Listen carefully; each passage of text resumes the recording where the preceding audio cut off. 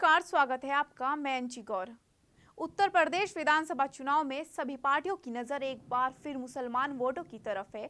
BJP अपनी नीतियों के जरिए इस वोट बैंक को साधने की उम्मीद में है, तो समाजवादी पार्टी मुस्लिम और यादव समीकरण के साथ सत्ता की कुर्सी पर पहुंचने की जद्दोजहद कर रही है।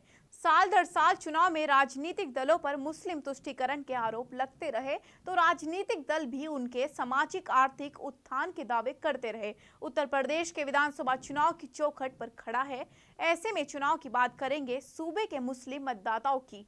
बात असदुद्दीन ओवैसी से शुरू करते हैं। उन्होंने 18 दिसंबर को उत्तर प्रदेश के चुनावी कार्यक्रम में मुसलमानों से अपील की है कि वे एक राजनीतिक ताकत के रूप में एकजुट हों। जैसे जैसे चुनाव नजदीक आ रहे हैं, कई पार्टियों के नेता मुस्लिम वोट बैंक को रिझाने की कोशिशों में जुट गए हैं। उत्तर प्रदेश में कुल आबादी के मुकाबले लगभग 19% मुस्लिम जनसंख्या है। पश्चिमी उत्तर प्रदेश के सहारनपुर जिले में अगर लोकसभा क्षेत्र के हिसाब से देखें तो 17 लाख की आबादी में लगभग 6 लाख मुसलमान हैं। पश्चिमी उत्तर प्रदेश के सहारनपुर जिले में एक इलाका है देवबंद।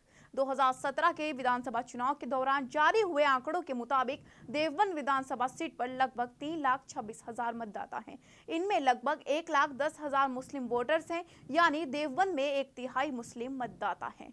साल 2017 में देवबंद विधानसभा सीट से बीजेपी के उम्मीदवार को विजय मिली, जो अपने आप में हैरान करने वाली थी। जीत ने इस भ्रांति को भी दूर कर दिया कि देवबंद मुस्लिम बहुल इलाका है। देवबंद के रहने वाले दिलशाद कहते हैं कि मुसलमानों के लिए सबसे बड़ा मुद्दा बेरोजगारी है, लेकिन फिलहाल मुसलमानों के खिलाफ माहौल बनाया जा रहा है। बीजेपी से नाराज दिलशाद कहते हैं कि इस बार उनका समर्थन समाजवादी पार्टी को है। उन्हें लगता है कि बीजेपी सरकार में मुसलमानों के खिलाफ अन्याय हो रहा है। उन्हें डर है कि जैसे जैसे चुनाव आएंगे, दो समुदायों के बीच नफरत फिर बढ़ जाएगी। दारुल उलूम से है देवबंद की पहचान। देवबंद की पहचान यहाँ रहने वाले लोगों से ज्यादा यहाँ स्थापित शिक्षा के लिए मक्का और मदीना का दर्जा हासिल दारुल उलूम से है। दारुल उलूम दरअसल एक अरबी शब्द है जिसका हिंदी में अर्थ है ज्ञान का घर। सिर्फ हिंदुस्तान ही नहीं बल्कि दुनिया के कई कोनों से छात्र यहाँ इस्लाम की तालीम हासिल करने आते हैं। लेकिन देवबंद पढ़ाई लिखाई का केंद्र तक सीमित नहीं रहा, बल्कि इस्लाम सुधारवादी आंदोलन भी बन गया था। हिंदुस्तान की आज़ादी के बाद देवबंद ने भारत के बंटवारे का भी विरोध किया था। मुफ्ती कासमी बताते हैं कि कैसे शोकुल हिंद मौलाना महमूद हसन देवबंदी ने दारुल उलूम की स्थापना की, जो आज की तारीख में मजहबी शिक्षा के लिए एशिया का सबसे बड़ा स्थान बन गया है, जिसे उर्दू में दीनी मरकज कहा जाता है। मुफ्ती अरशाद कासमी कहते हैं कि दीनी तालीम के साथ साथ दुनियावी तालीम भी जरूरी है। ऐसे में देवबंद का दारुल उलूम उस दिशा में आगे बढ़ रहा है, लेकिन दारुल उलूम पर कई आरोप भी लगते रहे हैं और कई संगठन इनके खिलाफ लगातार मोर्चा खोले हुए हैं। बजरंग दल के नेताओं का कहना है कि देवबंद की पहचान दारुल उलूम से नहीं बल्कि माता वाला सुंदरी के नाम से है। देवबंद से बजरंग दल के नेता विकास त्यागी का आरोप है कि देवबंद के मजहबी तालीम के नाम पर चरमपंथ और आतंकवाद को बढ़ावा दिया जा रहा है। विकास त्यागी कहते हैं कि जिस दारुल उलूम ने तबलीगी जमात को खड़ा किया वह आतंकी गतिविधियों में लिप्त है, जिसके चलते उस पर कई इस्लामिक देशों में भी बैन लग रहा है। ऐसे में भारत सरकार को भी इस पर विचार करना चाहिए। बजरंग दल का आरोप है कि दारुल उलूम का सीधा संपर्क आतंकी संगठनों से है, लेकिन देवबंद के उलेमा और मुफ्ती इन आरोपों पर सिर्फ इतना कहते हैं कि देवबंद ने हिंदुस्तान के आज़ादी के इतिहास में खून बहाकर अपना योगदान दिया था। जब खैबर से लेकर चांदनी चौक तक उलेमाओं की गर्दन अंग्रेजों द्वारा लटकाई गई थी, क्योंकि तब देवबंद से जुड़े लोगों ने अंग्रेजों के खिलाफ आंदोलन खड़ा किया था। मुफ्ती अरशाद कासमी बताते हैं कि इतिहास देवबंद और दारुल उलेम के बिना अधूरा है, क्योंकि यहीं से रेशमी रुमाल आंदोलन शुरू हुआ था, जिसके तहत रेशमी रुमाल पर उलेमा संदेश लिखकर उस समय मध्य एशिया और दूसरी जगहों से भारत की आज़ादी की लड़ाई के लिए मदद मांगते थे। जो देवबंद शिक्षा के लिए पूरी दुनिया में विख्यात है, वहां मदरसों के मॉडर्नाइजेशन या आधुनिकीकरण भी काफी जोर दिया जा रहा है। खासकर मदरसों को केंद्र राज्य सरकार द्वारा अनुदान मिलता है। अब धर्म के अलावा यहाँ अंग्रेजी, गणित, विज्ञान और कंप्यूटर की तालीम भी दी जाती है। मदरसों की आर्थिक स्थिति अब ठीक नहीं है। मदरसा सैयद उलूम हाई स्कूल तक चलता है और यहाँ भी बच्चों को मजहबी तालीम के अलावा आधुनिक शिक्षा भी दी जाती है। बच्चों को अंग्रेजी सिखाने वाले प्रधानाचार्य जावेद अख्तर कहते हैं कि 2009 में जब मॉडर्नाइजेशन का कार्यक्रम शुरू हुआ तब मदरसे आधुनिक शिक्षा की ओर बढ़ने लगे, क्योंकि वह बच्चों के भविष्य की जरूरत थी। लेकिन 2014 के बाद से ही उनको मिलने वाली आर्थिक सरकारी मदद बंद हो गई, जिसके बाद से मदरसों की हालत खस्ता है और जिसका सीधा असर मदरसों में पढ़ने वाले बच्चों के भविष्य पर भी पड़ रहा है। इन मदरसों के बच्चों का भविष्य संभालने वाले शिक्षक अपनी तनख्वाह के लिए लंबा इंतजार कर रहे हैं। पूरे देवबंद में 50 से ज्यादा मदरसे हैं, जिसमें लगभग 20 मदरसे ऐसे हैं जो सरकारी वित्तीय मदद से संचालित होते हैं। लेकिन ऐसे सरकारी मदरसों में पढ़ाने वाले कई शिक्षक लंबे समय से अपनी तनख्वाह से वंचित हैं। कुछ मदरसों के शिक्षकों ने बताया कि आर्थिक तंगी की वजह से अब वो शाम को फास्ट फूड का व्यवसाय करते हैं ताकि अपने और परिवार का पेट पाल सके। मदरसा अनवारुल उलूम के शिक्षक मोहम्मद साजिद कहते हैं कि पिछले 4 साल से उन्हें तनख्वाह नहीं मिली है। ऐसे में वो शाम को बर्गर बेचते हैं ताकि परिवार का पेट पाल सके। मतलूब अली कहते हैं कि हमें 12,000 केंद्र सरकार से तनख्वाह मिलती है और 3,000 उत्तर प्रदेश सरकार देती है, लेकिन 4 साल 8 महीने हो गए, अभी तक उन्हें केंद्र सरकार से मिलने वाली तनख्वाह नहीं मिल पाई है, जबकि पिछले 6 महीनों से उत्तर प्रदेश सरकार द्वारा भी उन्हें तनख्वाह नहीं मिली है। इन शिक्षकों को 1 अप्रैल 2017 के बाद से तनख्वाह नहीं मिली है। वैसे तो कई पार्टियों ने मुसलमानों के सामाजिक और आर्थिक उत्थान के दावे किए हैं, लेकिन धरातल पर वह दावे कभी अमल में नहीं लाए गए। मुस्लिम महिलाओं को लगता है कि पहले तो उन्हें अच्छी शिक्षा के लिए संघर्ष करना पड़ता है और अगर अच्छी शिक्षा नसीब हो गई तो फिर आगे रोजगार के मौके कम हैं। ऊपर से कभी परिवार तो कभी समाज उन्हें आगे बढ़ने से रोकता है। आगे बात देवबंद के कुटी रोड इलाके की करते हैं। ये देवबंद के सबसे पिछड़े इलाकों में से एक है। सरकारी योजनाओं में प्रधानमंत्री आवास योजना के तहत लोगों को यहाँ मकान मिले हैं, लेकिन यहाँ रहने वाली गरीब मुस्लिम समाज की महिलाओं को लगता है कि अभी भी समाज में उन्हें वो जगह नहीं मिल पा रही है जिसकी वो हकदार हैं।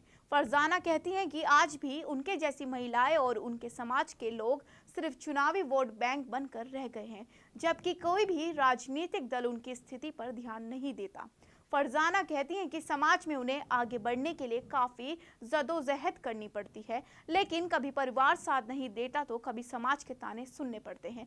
फरजाना कहती है कि आज भी उन्हें ये एहसास नहीं होता कि वो आज़ाद है, बल्कि लगता है देश अभी भी गुलाम है, क्योंकि महिलाओं को वो आज़ादी नहीं मिली है। रशीदा कहती हैं कि मुस्लिम समाज में महिलाओं को लड़कियों का मुख्य धारा के विकास से जुड़ने का मौका नहीं मिलता।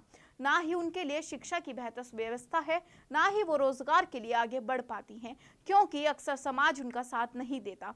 हाल ही में मुस्लिम महिलाओं को 3 तलाक के उत्पीड़न से बचाने के लिए कानून भी लाया गया। फरजाना कहती हैं कि 3 तलाक कानून के बाद ऐसी घटनाओं में कमी तो आई है, लेकिन महिलाओं को आर्थिक तौर पर मदद नहीं मिल पाती है। शहरी इलाकों की मुस्लिम महिलाओं के भी अलग मसले हैं। देवबंद शहर की महिलाएं भी बेहतर शिक्षा और रोजगार की समस्या को एक बड़ा मुद्दा मानती हैं और साथ ही उन्हें लगता है कि हमेशा मुस्लिम समाज की महिलाओं को एक वोट बैंक की तरह ही देखा जाता है। सलमा मुशर्रफ कहती हैं कि कोई नहीं चाहता कि महिलाएं आगे बढ़े, ऐसे में समाज के कई लोग महिलाओं को आगे बढ़ने से रोकते हैं। सलमा कहती हैं कि अब चुनाव आ रहे हैं तो ये कहा जाएगा कि मुसलमानों के 20% वोट हैं, अब उन्हें वोट बैंक समझा जाएगा। चुनाव के पहले आखिर उन्हें क्यों नहीं पूछा जाता। फौजिया कहती हैं कि जब चुनाव आता है तो हिंदू मुसलमान सबको अलग कर दिया जाता है और वोटों की राजनीति की जाती है। आखिर सीएए एनआरसी के दौरान मुसलमानों को क्यों अलग किया गया? क्या आज़ादी की लड़ाई में मुसलमानों ने योगदान नहीं दिया? आखिर आज़ादी की लड़ाई से मुसलमान पाकिस्तान या जिन्ना के लिए नहीं बल्कि हिंदुस्तान के लिए लड़े हैं। हमारा देश हिंदुस्तान है, हम यहाँ के नागरिक हैं, हम पाकिस्तान या जिन्ना के लिए नहीं लड़े।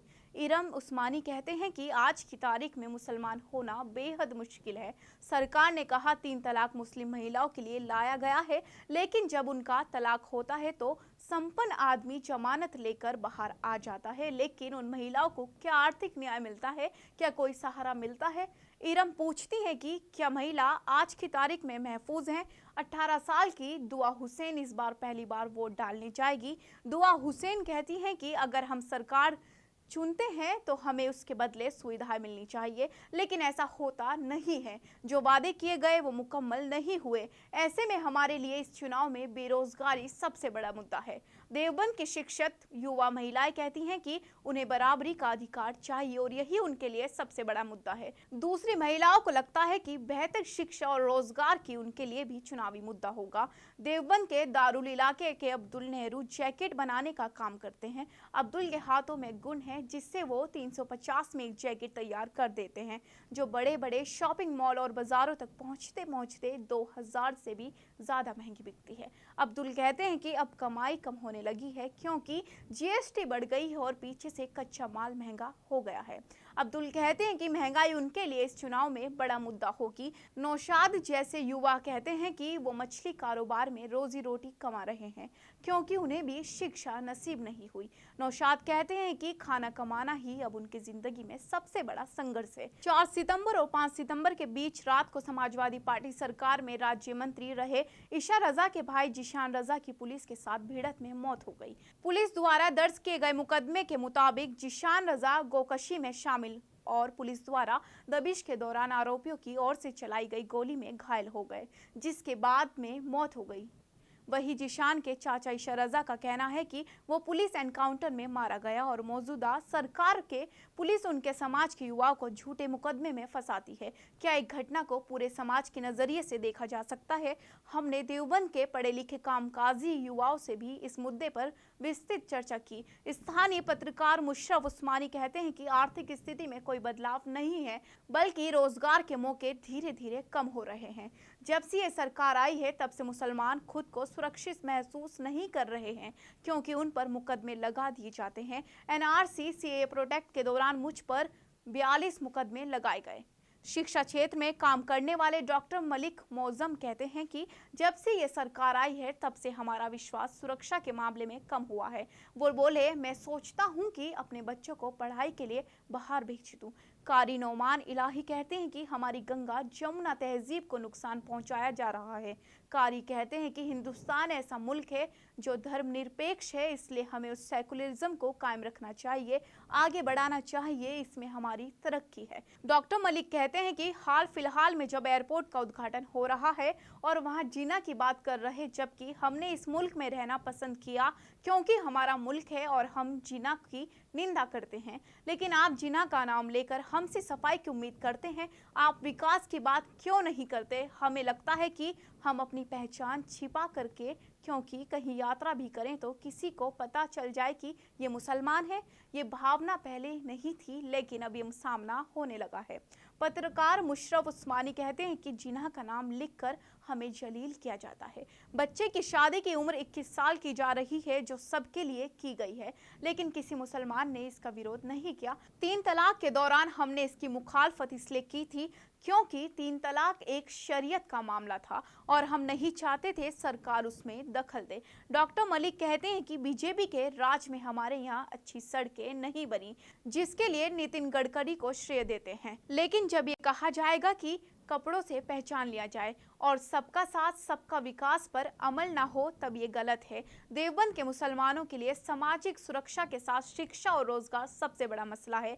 उनका सवाल है कि अगर हमें बेहतर शिक्षा ही नहीं मिलेगी तो रोजगार कैसे मिलेगा? समाज के दूसरे वर्गों की तरह ही मुस्लिम समाज के युवाओं, महिलाओं और बच्चों की सामाजिक जरूरतें एक समान ही है और वो खुद को वोट बैंक की तरह नहीं देखना चाहते, बल्कि ये उम्मीद करते हैं कि सरकार चाहे जो भी हो, बात उनके मुद्दों की करे, उनके अधिकार की करे।